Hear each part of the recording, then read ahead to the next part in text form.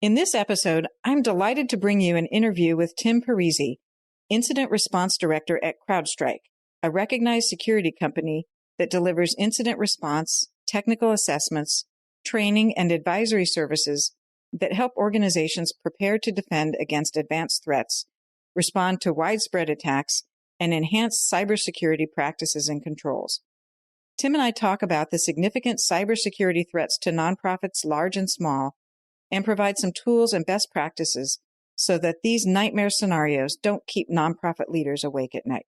Welcome to the EO Radio Show, your nonprofit legal resource, brought to you by the Exempt Organizations Group at Farella, Braun & Martel. My name is Cynthia Rowland, and I'm a partner at Farella. I'm a business and tax lawyer with more than 30 years of experience advising clients on nonprofit and charity law. Through this podcast, our lawyers and guests will discuss a range of legal and business issues impacting the nonprofit world because we understand you work hard every day to make your community a better place to live and do business. Many of our programs focus on the basics, and at times we'll do a deep dive into narrow and complicated legal issues. Again, welcome to the EO Radio Show. We're glad you're here. I'm pleased to be joined today by Tim Parisi. Tim is a director of incident response and cloud services at CrowdStrike. Tim leads teams responsible for delivering incident response investigations and advises clients on how to secure their networks to manage their risk.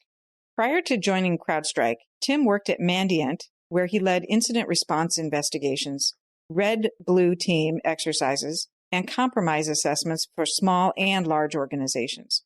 Tim has been a speaker on topics of cybersecurity and investigations, and an instructor teaching Windows forensic analysis to private companies and law enforcement agencies.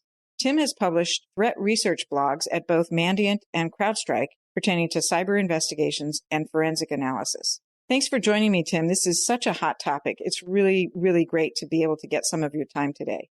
Absolutely. Well, thank you for having me, Cynthia. It's a always dynamic and always changing topic, but when it comes to this around nonprofit organizations specifically, there's much to discuss here. So great to be here. Before we get into the heart of it, tell us a little about your background in cybersecurity and how you came to be at CrowdStrike. Of course. Well, I don't know if we have enough time to get through all the background, but 20 years ago is kind of where I started looking at what do I really want to do coming out of high school or a few years out of high school. Who really knows what they want to do, right? And so cybersecurity and incident response, those weren't really things back then.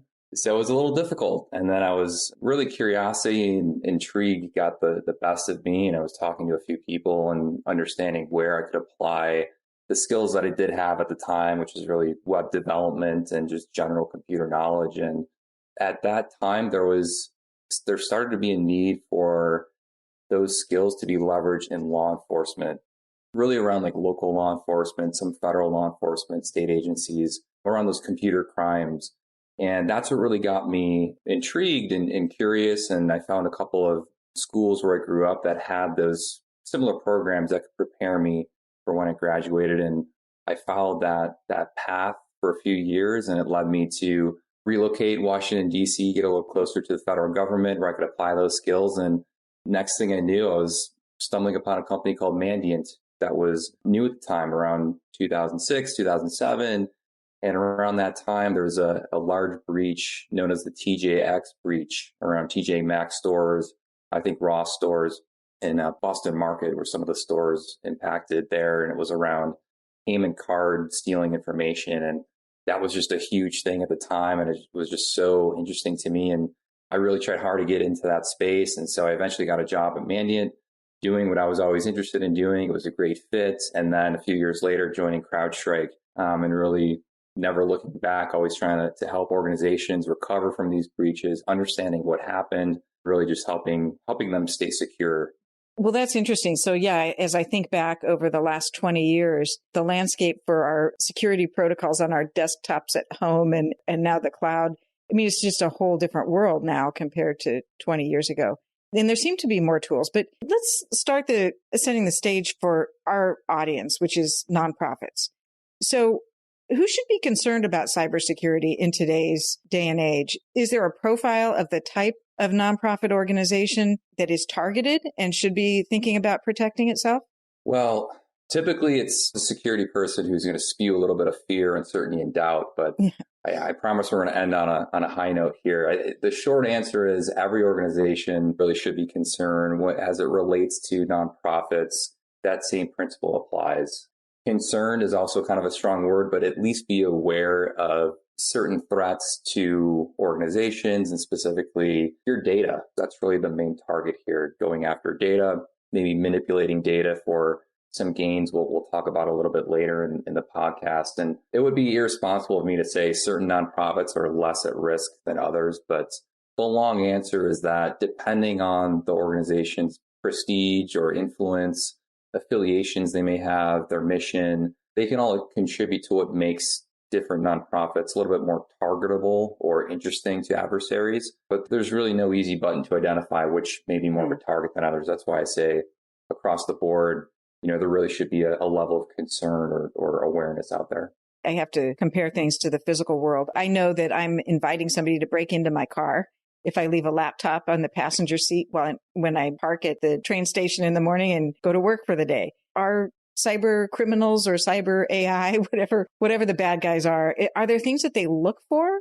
That's a great analogy because I'll try to go from least sophisticated to most sophisticated. And when you see a laptop or something in a car, it may just get the better part of curiosity to a criminal. And let's say, okay, I know there's something maybe valuable there. Let me see if I can get it. You have kind of a few different groups. Maybe I'll break them out into three groups of adversaries or threat actors. So one is the hacktivists. These are kind of the lesser of sophistication level, and they're going to go after groups that they just have a disagreement with, ideological beliefs, maybe protests of a specific organization and what their mission is. And their focus is to just disrupt the organization, maybe deface a website, do anything to really kind of be more of a nuisance to that organization. And then you have the financially motivated groups that will do more damage, right? They're going to go after maybe rerouting of funds, go after extortion threats and extortion angles to get some more money out of an organization they're targeting, leveraging ransomware.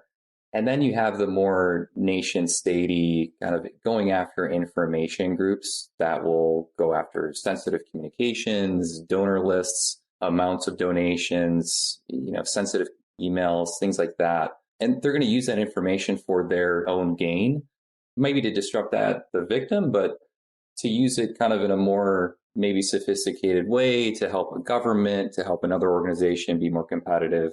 So I like to break things out into those three groups. And yeah, your analogy is a good one there, because curiosity and then the more kind of targeted threats will kind of plan things out a little bit more carefully instead of just stumbling upon a laptop in a car, let's say.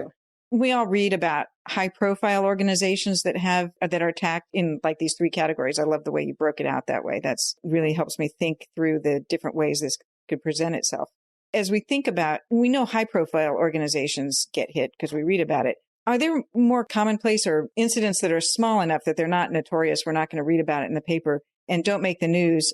Are there any incidents that you can tell us about or patterns of incidents that most concern you about nonprofits that help you think, where you can help us think about how a nonprofit begins in their own scenario to navigate these issues?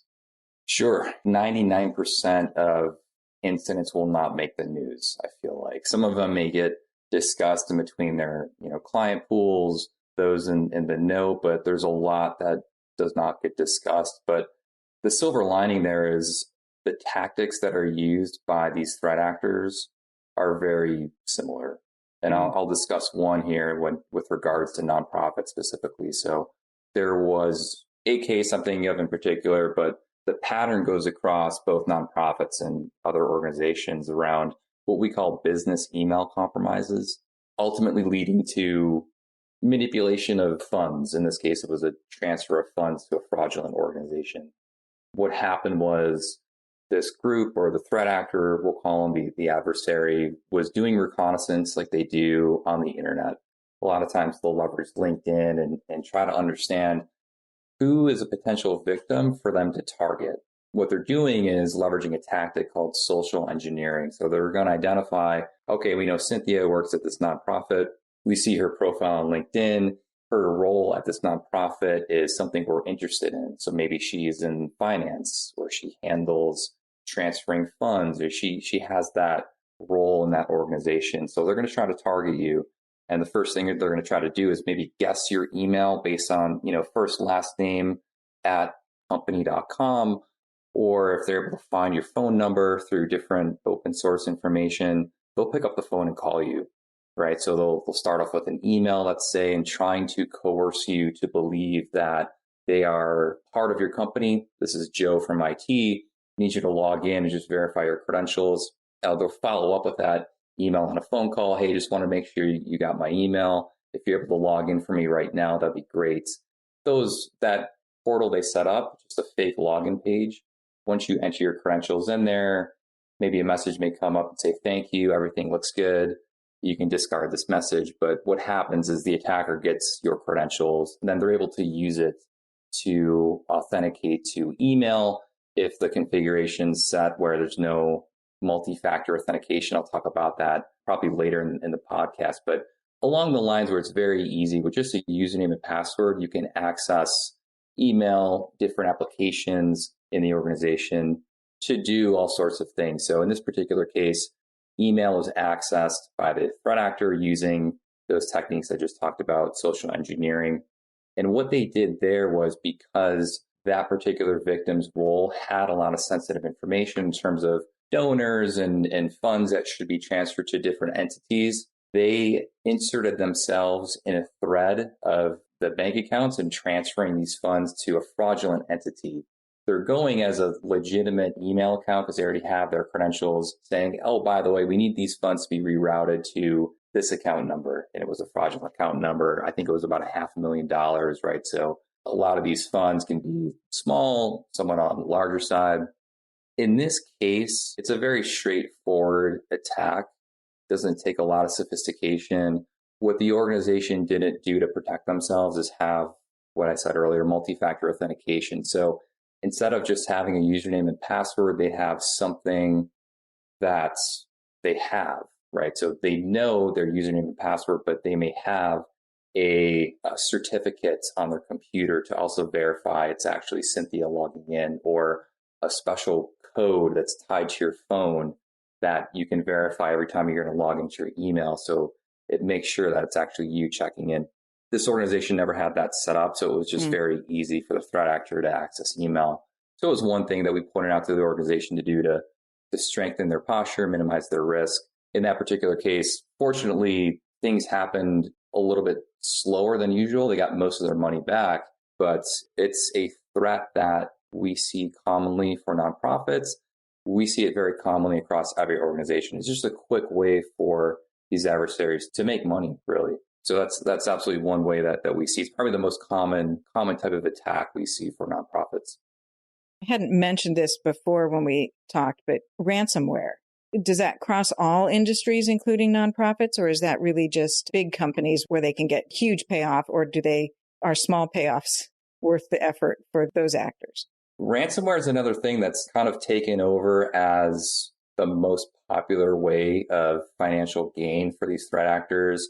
10 years ago, it was that payment card scraping technique that I talked about for TGX. Then the business email compromise, still very popular. Ransomware has kind of taken over in the last 4 or 5 years. Again, seems more complicated, but very easy way. Most organizations aren't following some of the basic blocking and tackling to disrupt these attacks. So ransomware, I think, is more impactful for larger organizations as a victim, because there's more assets to encrypt, there's more data to encrypt and extort than the nonprofits. It's still a threat. We've seen it happen, but there's just less leverage that the attackers may have, smaller environments, less systems, and we see it more around the larger enterprises from an attacker. Definitely not anything to kind of ignore if you're a nonprofit, because again, it's one of the most prevalent attacks that we see, ransomware and business email compromises, but absolutely more prevalent in terms of a larger industry. shifting gears a little bit now that everybody's paranoid. Just because you're paranoid doesn't mean people aren't out to get you. So let's talk a little bit about the tools available and maybe some best practices for a modest sized nonprofit that doesn't have an IT staff, let's say. Nonprofits typically have limited funds available for purposes other than their mission oriented activity, and their executives, sometimes there's only one executive, has limited time and effort to throw at this at-risk mitigation. Can you talk a little bit about low cost and easy to implement measures? And then we can talk more about bigger packages that bigger organizations might need. Sure. And because football season's coming up, I'll use a quick analogy here. It's the theme to follow is basic blocking and tackling. If you're thinking more advanced measures you're trying to get in place, like hacking back or worrying about extremely sophisticated threats that a company just discussed or nation state tactics, you're getting ahead of yourselves. Worry about the basics. And I'll break out kind of the top 5 lists I have here. And starting the first, I think 4 are typically things organizations can do for free or extremely low cost. So the first one is user awareness training. And that sounds very boring, but it's really where we want to think. It's the most effective thing. So user awareness training, touched on that a little bit and the case study we walked through, but social engineering is never going to go away. The humans attacking humans aspect of things. We see it. We just wrapped up a case where phone calls after phone calls, attacker posing as the company's IT staff. And it's not as obvious as you think. And a couple companies have recorded calls for us to listen to, and it makes you think twice, right? The English is very good. There's no accent. So it's getting a little bit harder and harder to sniff these out. But having user awareness training, even if it's just internal only, you don't have to hire a special company to do this. Even if it's just internal only to just reiterate and remind your team that watch out for emails that have links or attachments from senders you're not aware of, phone calls from people posing as IT, asking you to go to a website or install software should raise a red flag. So even things basic as that would go a long way. So user awareness training is number 1. Number 2, I'm putting is patching systems and applications. And that's, again, something we see very commonly. Patching a system is something you can do for free. Where it gets tricky is if you have a lot of systems in the hundreds or thousands, then you're trying to get a platform to do that for you.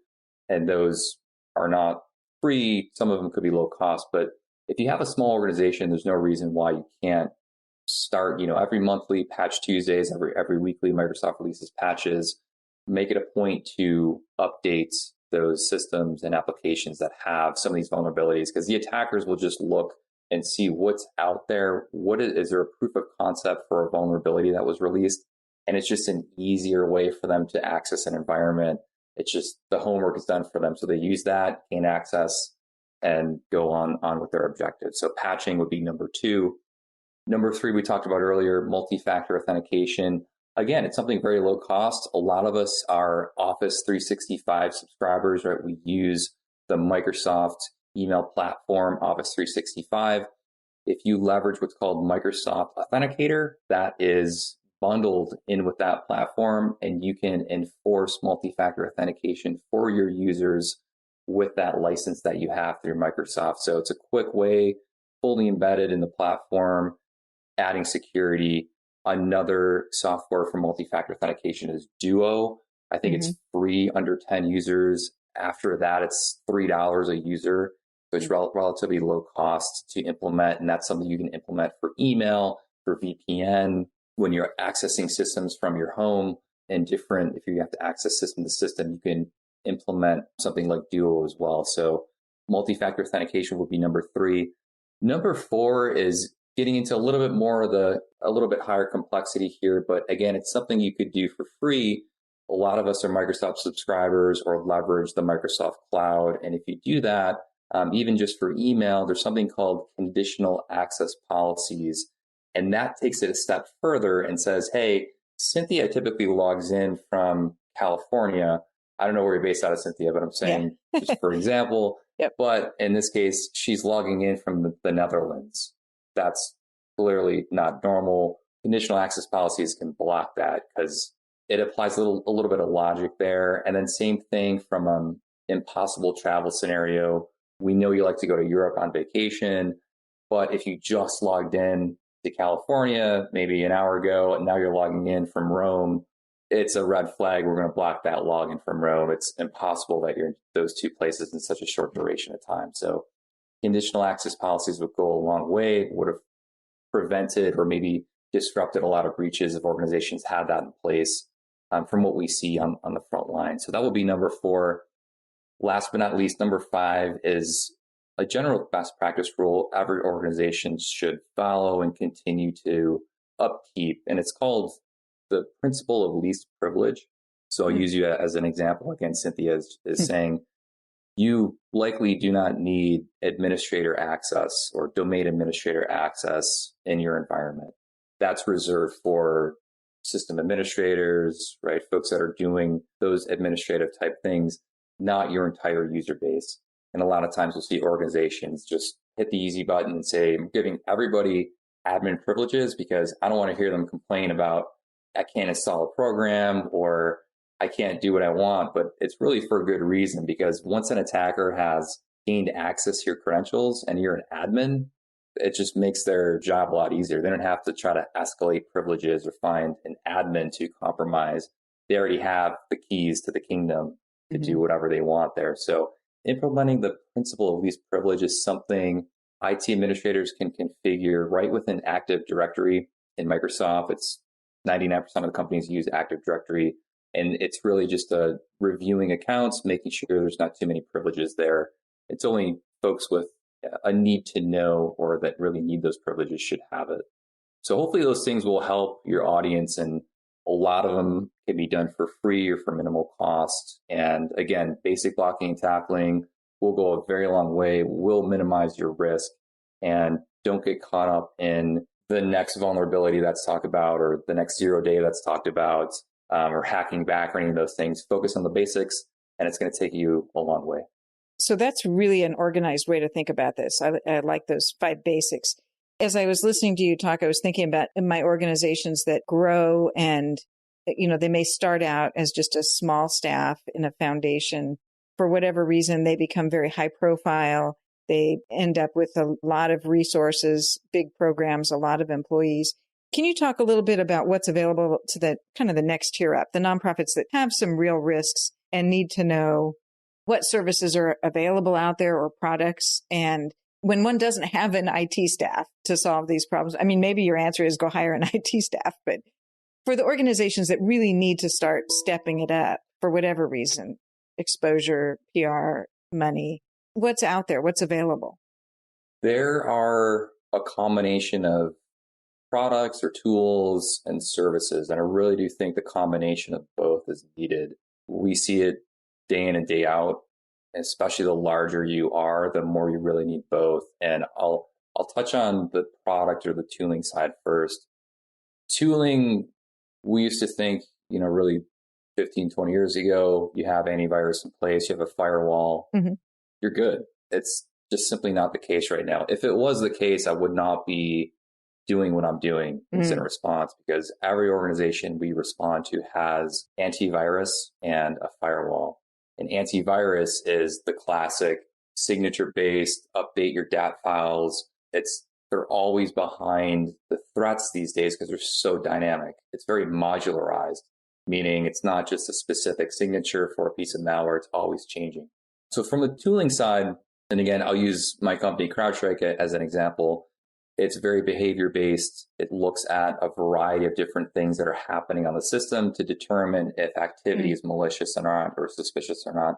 You absolutely need that type of security and software in your system.